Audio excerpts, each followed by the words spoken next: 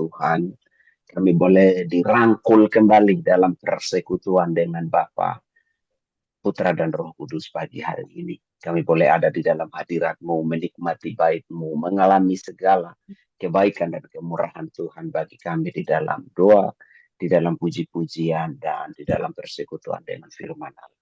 Terima kasih ya Tuhan, berkati semua kami ya Tuhan yang hadir pada pagi hari ini, Bu Anita, Pak Raffles, Pak Sandertuk, Pak Beni, ya Tuhan, Ibu Barita, Pak Suryadi, dan juga Ibu Niat Abi. Terima kasih ya Tuhan buat fellowship kami bersama-sama.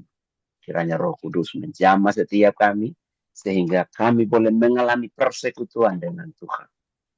Mengalami, merasakan, dan menikmati betapa indahnya Tuhan di dalam suasana surga pagi hari. Terima kasih Tuhan, urapi hamba-Mu ya Tuhan, supaya dipakai oleh Tuhan bagi kemuliaan nama. Terima kasih ya Bapa, di dalam nama Tuhan Yesus Kristus kami berdoa. Amin. Salam Bapak Ibu semua. Shalom. Ya, selamat pagi.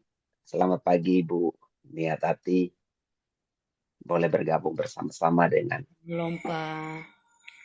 ya, dengan kita semua pada pagi hari ini. Terima kasih Bu. Kita akan bersama-sama merenungkan firman Tuhan. Judulnya itu, keputusan mengikut Yesus adalah harga mati, walau penuh risiko. Ini judul yang luar biasa ya. Harga mati. Kenapa? Kalau mengikut Yesus itu memang mati-matian. Kenapa harga mati? Karena memang mengikuti Yesus itu mati setiap hari. Maksudnya mematikan kedagingannya. Dan itu menyakitkan. Dan kenapa harga mati? Karena itu penuh resiko. Kalau kita tidak menetapkan itu sebagai sesuatu harga mati, atau masih bisa ditawar-tawar, ya kita bisa melenceng ke kiri, melenceng ke kanan. Tidak kepada firman Tuhan. Selamat pagi Bu Lucy. Selamat bergabung. Jadi tema kita 1 bulan ini adalah harga mati yang penuh risiko. Kalau bahasa pasarnya harga net. Nggak bisa ditawar. Luar biasa. Terima kasih banyak Bu Berita telah mengizinkan saya untuk men-sharingkan firman Tuhan pagi hari ini. Karena kalau dibuat begini, saya belajar ya. Terima kasih juga Pak Raffles selalu mengingatkan setiap hari. Setiap hari Pak Raffles selalu mengingatkan saya untuk ibadah pagi. Setiap hari. Terima kasih banyak Pak. Ya.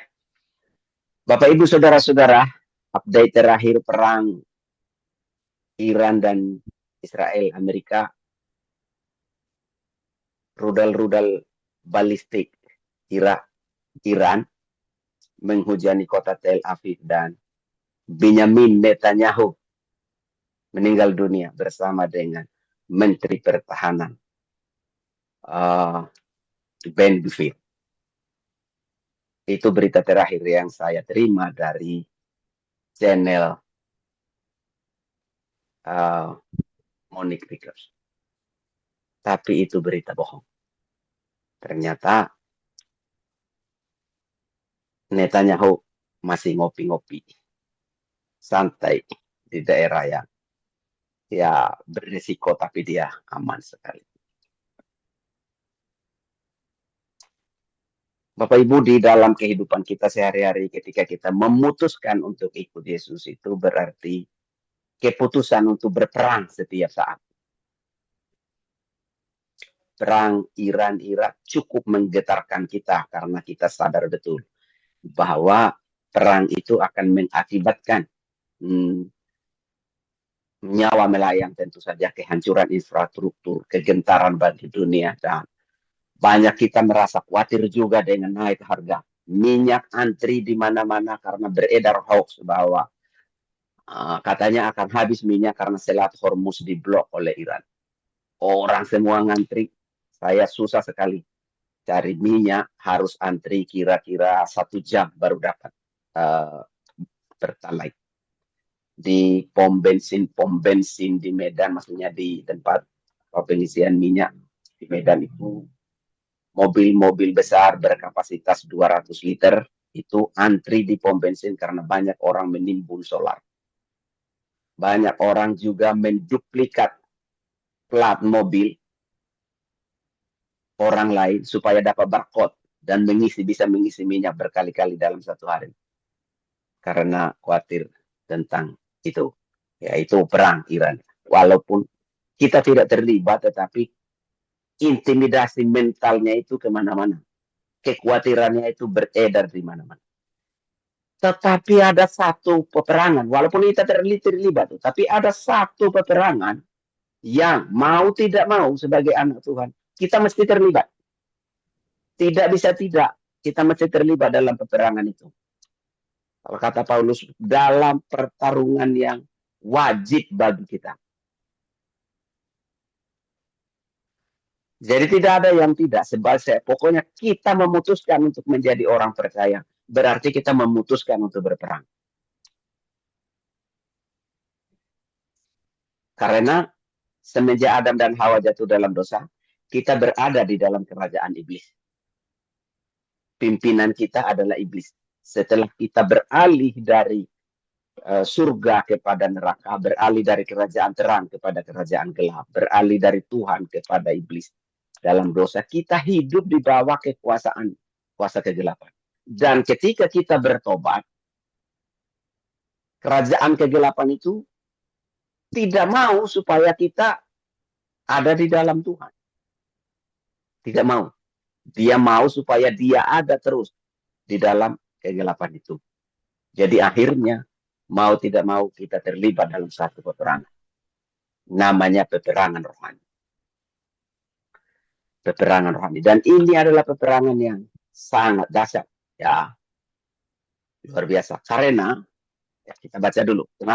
Kenapa sangat dahsyat? Karena saya akan baca bersama-sama dengan kita dari Efesus pasal 6. Saya mulai dengan ayat yang ke-10.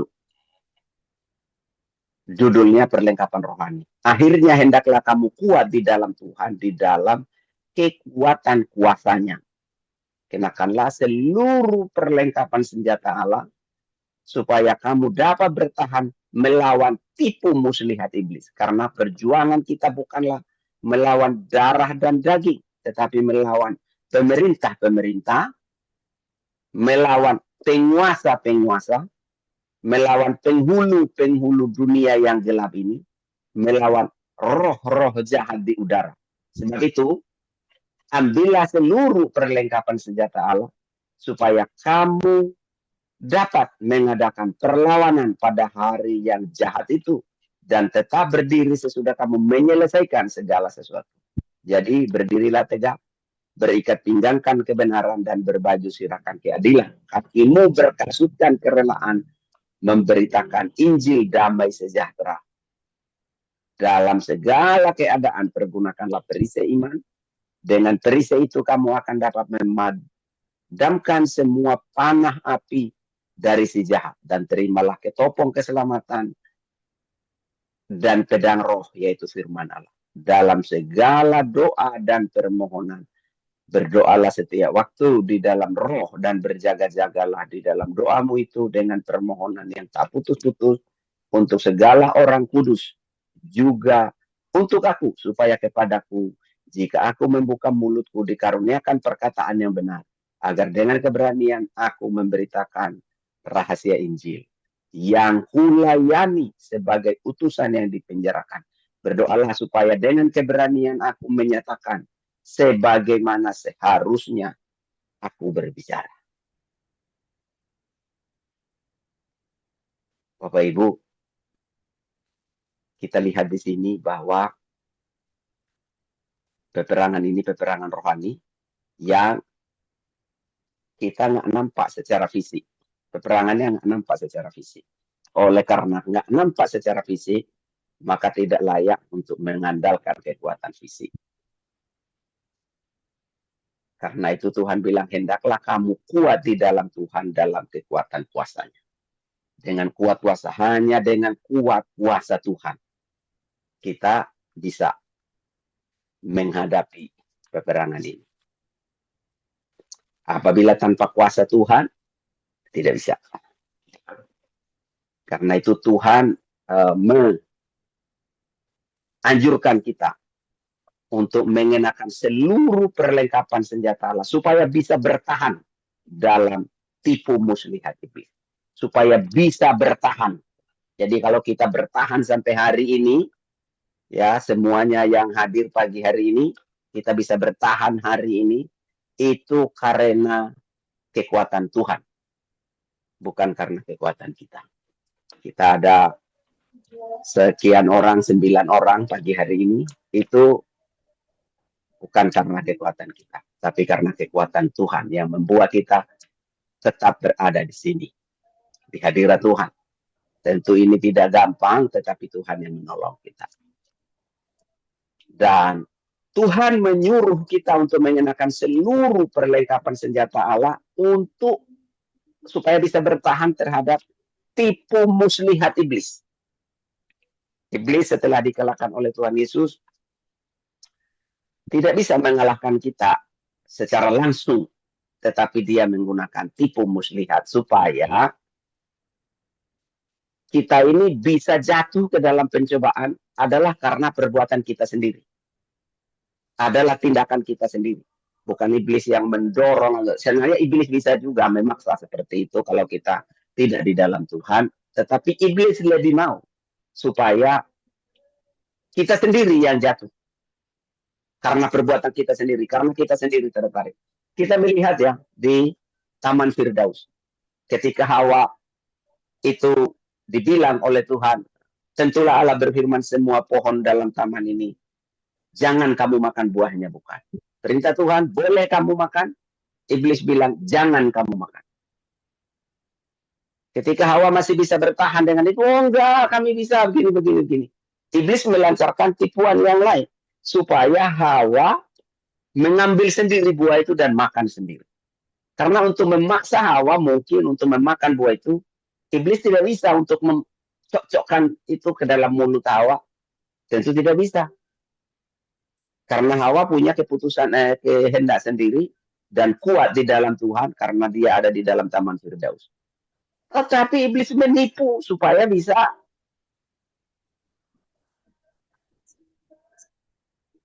Hawa mengambil sendiri. Adam makan sendiri atau kehendak sendiri. Makanya tipu muslihat dijalankan. Tapi ini satu kekuatan iblis yang kuat ya, tipu muslihat. Itu sebabnya iblis itu kalau sampai hari ini orang sering bilang ular beludak. Ya, Tuhan juga menamakan itu ular beludak. Kenapa ular beludak? Karena menurut saya ini menurut saya suka nipu. Ada orang bilang karena lidahnya bercabang, suka ngomong A sekaligus juga dengan B juga sekalian. Tadi saya bilang, kalau saya berpendapat bahwa kenapa sering iblis itu diumpamakan seperti ular atau pengikutnya juga yang suka bohong seperti bapaknya iblis juga sering dibilang ular karena jalannya nggak pernah lurus. Pak Bu coba perhatikan ular, ya kalau lurus nggak bisa gerak, diam aja seperti kayu. Kalau lurus, untuk bergerak dia mesti membengkok-bengkokkan badannya. Saya teringat dengan ini satu kali ketika rapat pembangunan gereja, menyiapkan izin gereja. Ada satu bapak bilang begini, wah kita mesti nyogo ini nih, kita mesti menghubungi ini nih. Dalam hal pembangunan gini nggak boleh lurus-lurus kali. Gitu. Waduh, ini bukan prinsip anak Tuhan nih. Ini prinsip ular nih, iblis nih, yang nggak bisa gerak kalau nggak bengkok badannya. Untuk berenang di air aja tenggelam dia kalau nggak bengkok, mesti meliuk-liuk gini. Nah itu sebabnya Bapak Ibu, kalau kita pun orang percaya, mesti ada bohongnya supaya bisnis maju, mesti ada bohongnya supaya kesaksian kita kelihatan lebih wow, mesti ada bohongnya supaya orang melihat kita sharing firman Tuhan lebih baik. Itu bukan kekuatan kuasa Allah. Itu kekuatan kuasa iblis. Jangan mau gunakan itu. Itu tipu muslihat iblis supaya kita kelihatannya melayani, kelihatannya khotbah, kelihatannya bersaksi, kelihatannya bagi kabar baik. Tapi kesaksiannya ada bohong-bohong. Bukan bohong semua, ada bohongnya. Itu berasal dari iblis. Kata iblis kepada Hawa itu, bukan semuanya bohong, hanya satu kata bohongnya. Boleh dan jangan. Hanya itu aja. Boleh dengan tidak boleh, cuma satu kata. Semuanya benar kata-kata iblis. Yang salah cuma satu. Tapi separuh benar bukan kebenaran. Satu salah bukan kebenaran. Banyak orang bilang bahwa bohong untuk kebenaran itu boleh. Itu bukan prinsip firman Tuhan. Bohong supaya bisnis maju itu boleh. Itu bukan kebenaran firman Tuhan. Bohong supaya istri senang itu kata itu boleh. Itu bukan prinsip firman Tuhan. Itu bukan kekuatan kuasa Allah. Tidak bisa mempertahankan keutuhan bersama dengan cara berbohong. Di hadapan teman-teman yang hadir, menjelekkan yang tidak hadir. Begitu teman yang hadir ini besok, ngomongnya lain. Jelekan yang tidak hadir lagi. Bohong. Nggak boleh, itu tipu muslihat iblis. Perjuangan ini bukan melawan darah dan daging. Jadi selagi, ayat 12. Jadi selagi darah dan daging, itu bukan perlawanan kita. Selagi saya berjuang, berusaha mengalahkan Pak Raffles, menjelekkan Pak Raffles, membuat Pak Raffles tersakiti, itu bukan peperangan yang benar. Perang yang benar itu adalah perang melawan pemerintah-pemerintah. Penguasa-penguasa. Penghulu-penghulu dunia yang gelap. Jadi terhadap anak-anak terang, nggak boleh jadi lawan. Bukan kompetisi. Tapi kolaborasi. Kolaborasi bersama-sama. Kita bersama melawan semua ini. Kenapa? Karena banyak iblis itu banyak ternyata. Yang menguasai satu orang gila saja, legion, banyak. Menguasai satu orang. Di Belawan ini kurang lebih 50 orang gila. Lebih. Nah, itu berapa legion? 50 legion. Satu legion sekian banyak. Waduh. Banyak. Iblis itu banyak. Pemerintah-pemerintah ya. 2 kali banyak. Penguasa-penguasa. Banyak penguasa. Penghulu-penghulu dunia yang gelap. Roh-roh jahat. Bukan satu roh. Banyak roh. Kuat. Kuat. Banyak. Terstruktur. Karena ini kan mulai dari pemerintah. Penguasa. Penghulu. Roh-roh jahat. Bekerjanya di alam roh. Nggak kelihatan. Penuh tipu muslihat lagi. Kuat, banyak, tidak kelihatan, penuh tipu muslihat. Ini peperangan tidak mudah. Jadi untuk bertahan dalam keputusan yang kita tetapkan sebagai harga mati, tidak bisa ditawar. Ini pekerjaannya melawannya gini. Jadi ini bukan pertahanan yang mudah. Supaya bisa bertahan, kata Tuhan, kenakan seluruh perlengkapan senjata Allah. Dan Tuhan mengingatkan kita akan ancaman bahayanya. Ancaman bahayanya gini. Tipu muslihat, ya kan? Terhadap manusia saja yang kelihatan saja ya, yang bersama-sama dengan kita, mungkin dia lebih lemah dari kita. Kalau dia penuh dengan tipu daya, nggak sanggup kita. Karena tipu daya, orang yang punya kebiasaan tipu daya atau punya dikendalikan oleh kuasa penipu pedaya yang memperdayakan ya. Kita nggak sanggup dengan orang lemah ya. Kalau dia nipu, nggak bisa kita. Nggak sanggup kita. Nipu dia boleh lakukan apa saja sama kita. Sementara kita nggak boleh. Nah, itu baru satu orang yang lemah. Ini terhadap pemerintah saja yang ada di tempat kita, sama RT aja kita udah nggak sanggup sebagai masyarakat biasa. Nggak sanggup kita. Setelah kami asal lawan RT. Di provokasinya semua orang di RT itu habis kita. Apalagi sama lurah, kepala desa, apalagi sama camat, apalagi sama bupati, apalagi sama gubernur, presiden. Wah, sudah kalah kita. Pemerintahan iblis terstruktur ya. Seperti itu. Waduh, ini luar biasa ya. Udah gitu, gelap lagi. Saya walaupun gelap-gelap gini bukan iblis, hanya warna kulit aja. Tapi iblis udah licik, kuat, terstruktur, banyak. Bayangkan itu.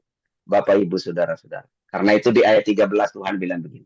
Ambillah seluruh perlengkapan senjata Allah supaya kamu dapat mengadakan perlawanan. Kita bisa melawan dengan kekuatan dari Tuhan, dengan senjata dari Tuhan. Jadi kekuatan kita itu bukan drone, bukan rudal balistik. Pertahanan kita bukan Iron Dome. Ya, tapi Iron surgawi. Nah, kekuatan tenaga surgawi di dalam Tuhan Yesus Kristus. Nah, ini luar biasa. Melawan pada hari yang jahat itu dan tetap berdiri sesudah kamu menyelesaikan segala sesuatu. Jadi kita bisa tadi bertahan, yang pertama itu, kedua melawan, dan menyelesaikan segala sesuatu. Nah, karena itu berdirilah tegak, kata Tuhan, berikat pinggangkan kebenaran. Jadi Paulus mengungkapkan ada senjata-senjata yang akan diberikan kepada kita. Maksud saya telah diberikan kepada kita oleh Tuhan. Ambil. Ya. Jadi semua senjata-senjata ini diuraikan nanti satu-satu oleh Paulus di sini. Berikat pinggangkan kebenaran, baju sirah keadilan, kaki berkasutkan kerelaan untuk memberitakan Injil damai sejahtera. Dalam segala keadaan pergunakanlah perisai iman. Dengan perisai itu kamu dapat memadamkan semua panah api dari si jahat, dan terimalah ketopong keselamatan dan pedang roh, yaitu firman Allah. Dalam doa. Ya. Jadi Paulus melihat ini semuanya karena dia menulis surat ini kan di penjara. Penjara Roma tentu saja. Jadi dia melihat, wah ini penjara Roma ini kuat sekali. Negara adidaya pada waktu itu karena tentara yang begitu kuat. Kuatnya karena itu. Karena memperlengkapi diri dengan senjata yang begitu rupa pada zaman itu. Zaman itu karena belum ada rudal balistik, jadi Paulus tidak bilang Iron Dome atau Iron Beam. Paulus belum bilang itu. Tapi yang ada pada waktu itu adalah ini. Jadi dia mengatakan ini. Kalau Paulus ada saat ini, pasti dia bikin story di WA. Kenakanlah seluruh perlengkapan senjata Allah, salah satunya Iron Dome atau Iron Beam. Supaya kita bisa bertahan dari serangan-serangan rudal balistik jarak jauh. Wah, itu pasti begitu. Buatlah bunker-bunker pengaman di dalam ya. Supaya anti bom penghancur bunker. Wah, pasti Paulus akan katakan itu. Tapi karena waktu itu belum ada, ini yang ada. Ambil seluruh ini supaya kita dapat mengadakan perlawanan. Ikat pinggang kebenaran.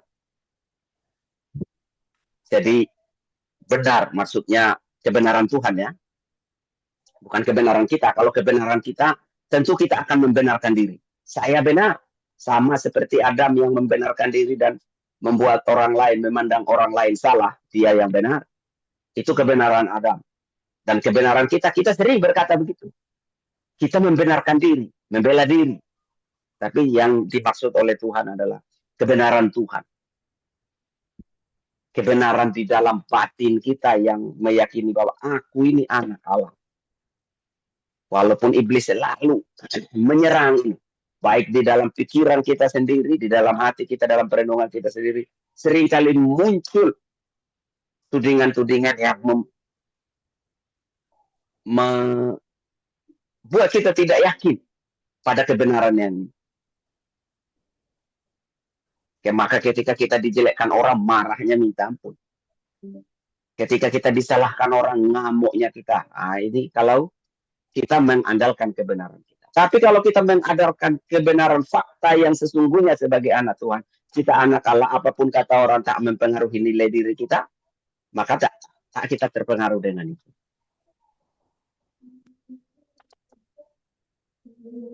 Kebenaran bahwa kita anak Allah membuat kita berani melakukan hal-hal yang sesuai dengan kehendak Tuhan. Tidak dengan cara yang lain. Tidak dengan cara iblis, tapi dengan cara Allah. Baju sirah keadilan. Keadilan seringkali menjadi masalah ya di dalam kehidupan kita sehari-hari, baik dalam skala kecil maupun di dalam skala yang besar. Dalam skala yang kecil tentu kita tahu, tetapi saya ingin mengatakan dalam skala yang sangat besar. Di dalam pelayanan kita, di dalam gereja kita sering sekali setiap hari kita beribadah kepada Tuhan di gereja, setiap hari melayani di gereja. Tapi kita tidak melayani orang-orang yang belum pernah dilayani sama sekali. Ini tidak adil. Kita sering kali memberikan persembahan setiap minggu ke gereja, kadang-kadang 2 kali sampai 3 kali seminggu dalam ibadah-ibadah, dan itu di gereja. Tapi kita tidak pernah memberikan persembahan untuk pelayanan kepada orang-orang yang terabaikan dari Injil, yang belum pernah mendengar kabar baik. Kita suka sekali berkhotbah di depan jemaat-jemaat yang banyak. Entah apapun alasannya, itu tidak diperhitungkan. Mungkin alasannya uang, mungkin alasannya popularitas, mungkin alasan yang lain karena tradisi dan budaya, atau kesalahan pemikiran bahwa melayani itu adalah mesti ke gereja atau ke dalam persekutuan-persekutuan doa, atau di Zoom-Zoom seperti ini. Hanya ini luang lingkup pelayanan. Mungkin karena itu, tetapi kenyataannya kita lebih banyak memberikan pelayanan firman Tuhan, lebih banyak memberikan hidup untuk melayani orang yang sudah percaya.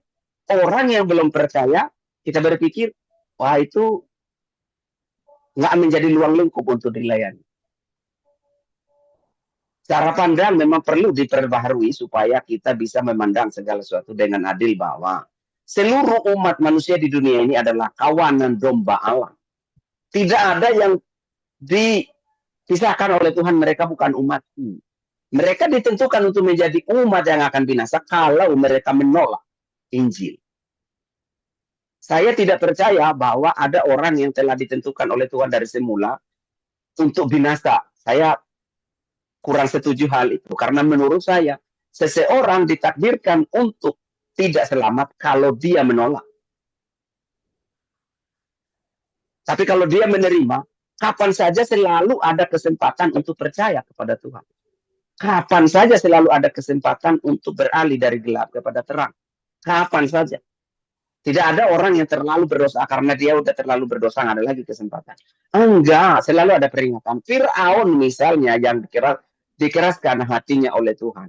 Menurut saya, menurut perenungan saya, menurut referensi ayat kitab suci juga, bahwa Tuhan mengeraskan itu setelah Firaun menolak dengan sadar. Maka Tuhan memakai kesempatan itu menyatakan kebesarannya. Awalnya Tuhan tidak mengeraskan hati Firaun.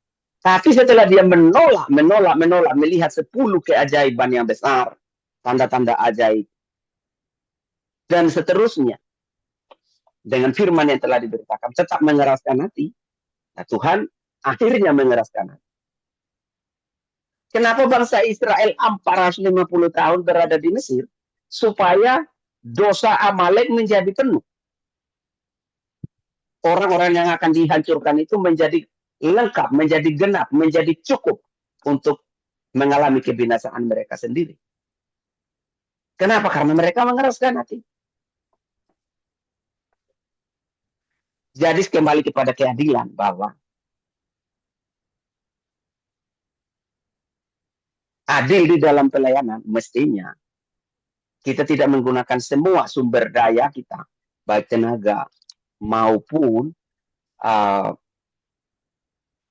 dana maupun doa-doa hanya untuk orang yang sudah percaya saja. Karena kita sebagai gereja, baik gereja secara individu maupun secara institusi, memiliki panggilan, memiliki kebutuhan, memiliki kerinduan mestinya untuk menjangkau yang tak terjangkau juga. Bahwa panggilan kita sebagai anak Tuhan, sebagai keturunan ideologi Abraham, bukan keturunan biologi, tapi keturunan ideologi Abraham, adalah menjadi berkat bagi seluruh dunia. Seluruh dunia, bukan satu bagian dunia. Nanti kalau data-data cukup lengkap sama Pak Raffles, data-data mengenai ketidakadilan kita dalam pelayanan. Sumber daya gereja, berapa persen yang digunakan untuk orang yang sudah percaya, lalu berapa persen yang digunakan untuk melayani orang yang sudah percaya. Pak Raffles punya data betul tentang. Oleh karena itu, mari kita bertobat dengan ketidakadilan dalam hal pelayanan. Sehingga kita memiliki kerelaan untuk memberitakan Injil damai sejahtera. Injil damai sejahtera mestinya datang dengan damai sejahtera. Karena pemberitaan kabar baik mestinya lahir dari kasih. Tuhan karena saling mengasihi Bapa Putra di dalam Roh Kudus saling mengasihi satu dengan yang lain, maka akhirnya manusia diciptakan. Mestinya hubungan kasih kita dengan Tuhan, kasih kita di dalam jemaat, kasih kita di dalam persekutuan, kasih kita satu dengan yang lain, melahirkan orang-orang percaya baru bagi kemuliaan. Bila tidak,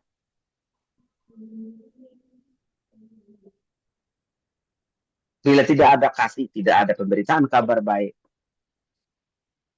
tidak ada damai sejahtera di hati kita, maka kita tidak bisa pergi untuk menghasilkan buah seperti Yohanes 15:16. Dalam segala keadaan ayat 16 ya. Pergunakan perisai iman. Jadi iman itu keyakinan kita kepada Tuhan itu seperti perisai, dan banyak sekali setiap hari kita berhadapan dengan situasi yang mengoyakkan perisai iman kita. Baik di dalam pikiran kita, baik dari orang lain yang terus menyerang iman kita dengan cara yang kebohongan tadi itu. Baru ini saya melihat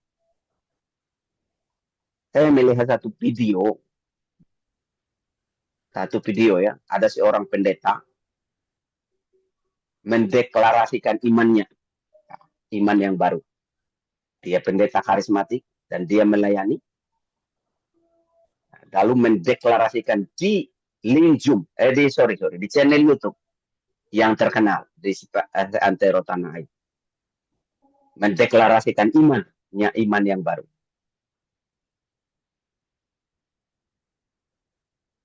Tapi ini pendeta karismatik yang melayani. Beberapa hari kemudian muncul video minta maaf.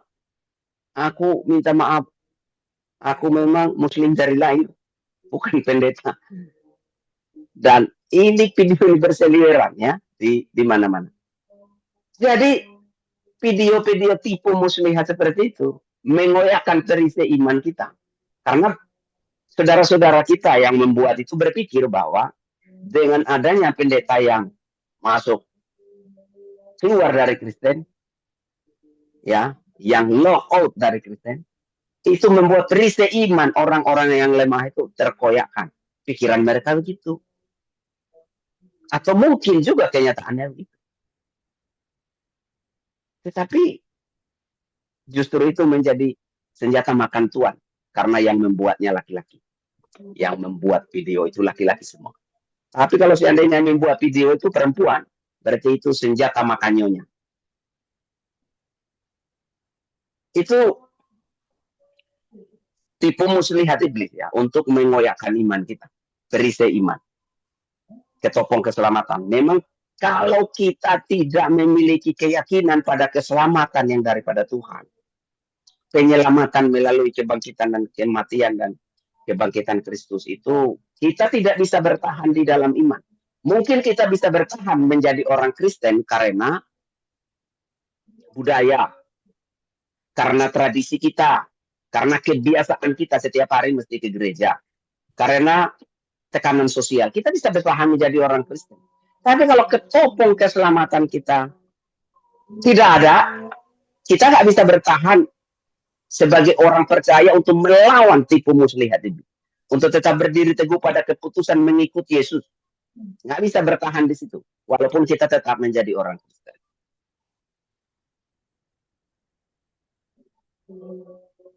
Senjata yang terakhir itu pedang roh, yaitu firman Allah.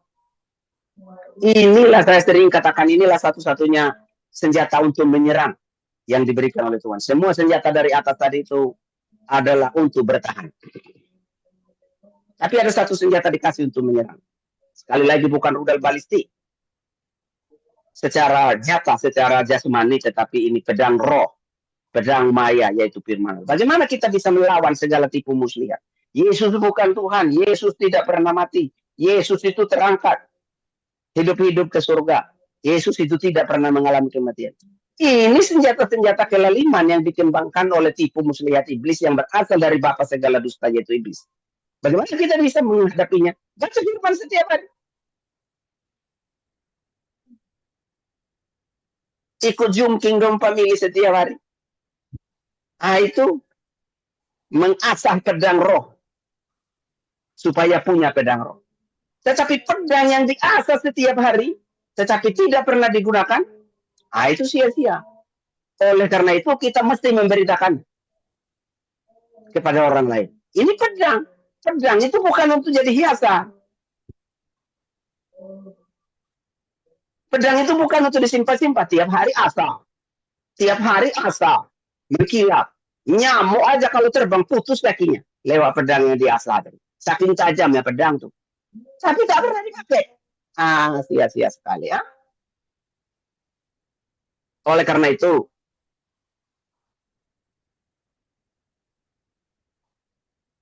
kita mesti menggunakannya untuk memberitakan kabar.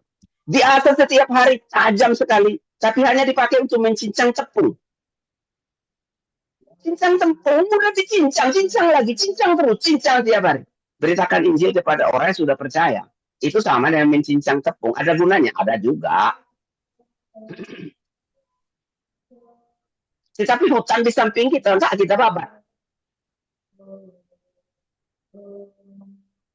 Pakai firman untuk pedang roh, untuk diberitakan. Untuk membabat, menghancurkan tipu-tipu muslihat tadi itu.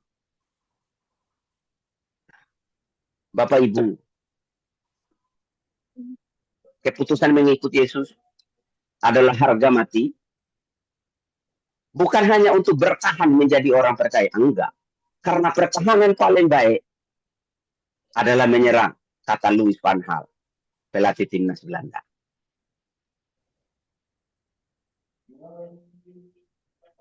Bagaimana cara menikmati firman Tuhan, mengalami dan merasakan kuasanya setiap saat? Mesti memberitakannya kepada orang yang tidak percaya, supaya kita mengalami kuasanya.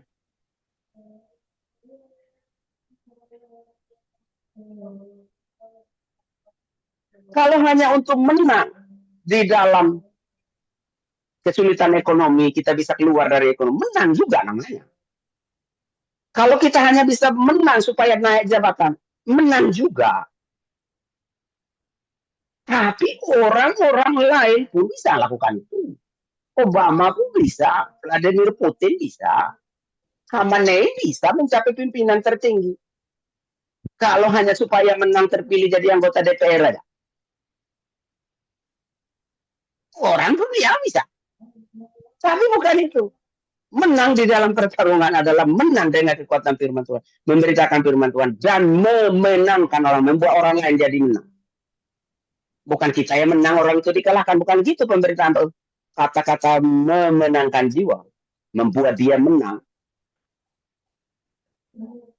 Tanpa kita pun tidak mengalami kekalahan. Jadi sama-sama menang. Bahasa Bataknya win-win solution. Hanya firman Tuhan yang bisa buat gini. Yang lain itu mesti menang dengan mengalahkan orang lain. Tapi kata Pak Samer itu mesti menang tanpa ngasor api. Hanya dengan pedang roh, yaitu firman Allah, bisa buat gini. Dalam segala doa dan permohonan. Ada orang bilang doa ini bukan senjata, tapi saya bilang bisa jadi bukan senjata, tapi senjata juga. Karena mengingat kalau seandainya lah saat ini itu perumpamaan Paulus ini dibuat, tentulah dia akan bilang doa itu, kenakanlah doa sebagai rudal balistik yang menyerang lebih dulu ke sana. Doa. Karena doa adalah kekuatan Allah. Hubungan dengan Tuhan yang membuat semua senjata di atas yang kita pakai itu menjadi kekuatan efektif. Tak bisa Injil diberitakan tanpa doa. Maka kita bersyukur sekali doa 24 jam hari Senin. Bapak Ibu datang, Bu niat hadir Bu, doa 24 jam hari Senin. Nah, mulai dari pagi sampai malam. Sampai pagi lagi balik. Ya, doa mesti. Kata Pak Raffles, karena murid-murid Tuhan itu sedang melayani, maka mereka berdoa. Maka kalau kita melayani, mestilah doa. Jangan kita berpikir bahwa sibuk kali melayani, tak doalah jadinya. Tak bisa begitu. Kata Pak Pendeta Esra Soru, kalau bilangnya seorang penebang pohon dan kapaknya tidak tajam. Lalu orang bilang, Pak, asa dulu kapak bapak itu supaya bisa tebang pohon. Lalu dia bilang, aku sibuk kali menebang, tak sempat asa kapak. Nah, kayak gitu kalau katanya umpama begitu kalau kita doa melayani tanpa berdoa. Jadi ya kita mesti mengenakan seluruh perlengkapan ini dan berdoa untuk semua orang kudus. Semua orang doa, jangan sampai karena peperangan ini adalah peperangan kolektif, peperangan secara bersama-sama. Tidak bisa kita bilang, wah ini peperangan saya melawan itu dan saya bisa lakukan sendiri. Nggak bisa, mesti bersama-sama. Kita jangan berpikir bahwa gereja Protestan bisa menang sendiri dalam peperangan ini. Katolik nggak ikut. Nggak bisa. Kita ini satu tim besar pelayanan. Mulai dari gereja Ortodoks, gereja Katolik, gereja Protestan, dan juga gereja-gereja gerakan karismatis. Semuanya satu tim besar yang berperang bersama-sama. Harus merapatkan barisan. Karena kalau seperti saat ini kita saling menjelekkan satu dengan yang lain, itu sama dengan memberikan kemenangan secara gratis kepada iblis. Karena kita saling menjelekkan satu lain. Gereja Katolik menjelekkan Ortodoks menjelekkan Katolik. Kita menjelekkan Katolik. Seolah-olah Katolik bukan gereja kita. Pak, Bu, sekali lagi saya menyatakan isi hati saya kepada kita semua bahwa kita ini adalah satu gereja. Katolik itu adalah gereja kita juga. Gereja Tuhan, di mana kita juga bersama-sama sebagai warga kerajaan Allah yang sedang bersama-sama berjuang. Mungkin Katolik punya banyak kelemahannya, tetapi HKBP bukan gereja yang suci. HKBP mungkin banyak kesalahannya, tapi gerakan karismatik juga bukan gereja yang suci, yang bersih 100% suci. Enggak. Sama-sama punya kelemahan, sama-sama punya kekurangan. Hanya kita cenderung berpikir bahwa berhadapan dengan denominasi yang lain, kita berpikir cenderung melihat kelemahannya, lalu kita fokus kepada banyak kelebihannya gereja kita. Sehingga kita berpikir bahwa gereja sana itu jelek, hanya gereja saya yang benar. Ini nggak benar. Yang benar itu adalah kita sama-sama gereja yang bersama-sama sedang berjuang. Bahwa ada kelemahan di Katolik, iya. Ada kelemahan di HKBP, iya. Karismatik, ada kelemahannya, iya. Banyak kekurangannya. Semua kekurangannya. Jadi kalau kita sebagai gereja yang sama-sama masih melihat kepada kekurangan masing-masing, kita tidak pernah melihat kemuliaan Tuhan di gereja yang lain. Yang ada kita hanya bisa melihat kesombongan dan keangkuhan denominasi kita sendiri. Ini nggak benar. Karena itu kita mesti berdoa untuk semua denominasi gereja, untuk semua pemimpin-pemimpin gereja. Karena mereka sering sekali menjadi sasaran serangan kuasa kegelapan. Lebih lagi daripada perjuangan jemaat yang biasa. Sehingga jemaat sering kali melihat kelemahan pendetanya. Jemaat sering sekali melihat kelemahan pimpinannya. Kebaikannya walaupun banyak tak terasa. Tapi kelemahannya yang terasa. Ini yang perlu kita benahi bersama-sama. Kita perlu mendoakan bersama-sama. Jangan sampai kita tertipu oleh iblis bahwa denominasi saya paling baik, denominasi yang lain itu sesat semuanya. Sampai hari ini saya masih sering kali mendengar bahwa Paus adalah antikris. Sering kali hamba-hamba Tuhan mengatakan ini. Pak, Bu, bukan. Bukan begitu.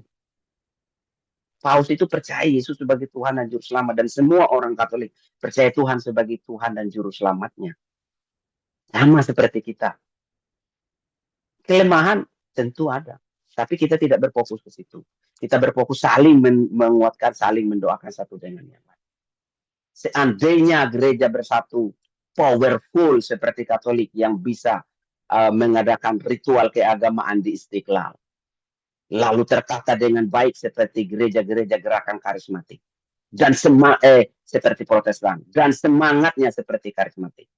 Ini harta kekayaan surgawi, representasi kerajaan Allah yang hadir di bumi. Memang kita masih banyak gagal di sana sini sebagai gereja, sebagai denominasi, juga sebagai pribadi masing-masing. Tapi kita percaya dengan mengenakan seluruh perlengkapan senjata Allah, membersihkan pikiran dengan ketopong keselamatan, mengandalkan kekuatan Tuhan dengan baju sirah keadilan, ikat pinggang kebenaran, dan kerelaan untuk memberitakan kabar baik, dan selalu mengenakan pedang roh, yaitu firman Allah, di dalam doa yang tidak putus-putusnya. Tentulah kita akan bertahan, bahkan berkemenangan senantiasa. Karena keputusan mengikuti Yesus adalah harga mati, mestilah ini harus kita kerjakan. Mari kita berdoa. Bapak, terima kasih buat firman-Mu bagi kami. Tentu banyak kelemahan, ampuni ya Tuhan. Dan kiranya semua kami memiliki semangat yang sama, kekuatan yang besar dari Tuhan yang terus mengingatkan kami untuk mengenakan semua ini. Karena peperangan ini adalah peperangan yang wajib bagi kami sebagai orang percaya. Terima kasih Tuhan, terpuji nama-Mu. Dalam nama Tuhan Yesus Kristus kami berdoa. Haleluya. Amin.